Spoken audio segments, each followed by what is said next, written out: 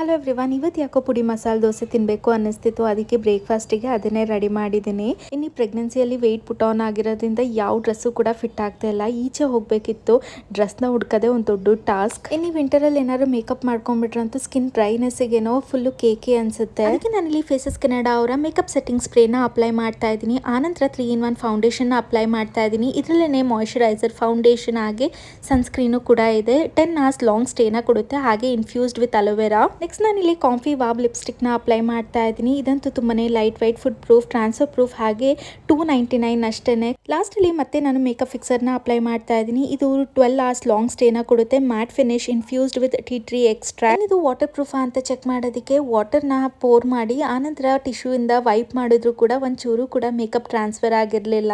No more cakey makeup with faces Canada ಪ್ರಾಡಕ್ಟ್ಸ್ನ tag ಮಾಡಿರ್ತೀನಿ, checkout ಮಾಡಿ. ಹಾಗೆ ನಿಮ್ಮ ಫೇವ್ರೇಟ್ ಬ್ಯೂಟಿ ವೆಬ್ಸೈಟಲ್ಲೂ ಕೂಡ ಈಗ ಅವೈಲೇಬಲ್ ಇದೆ.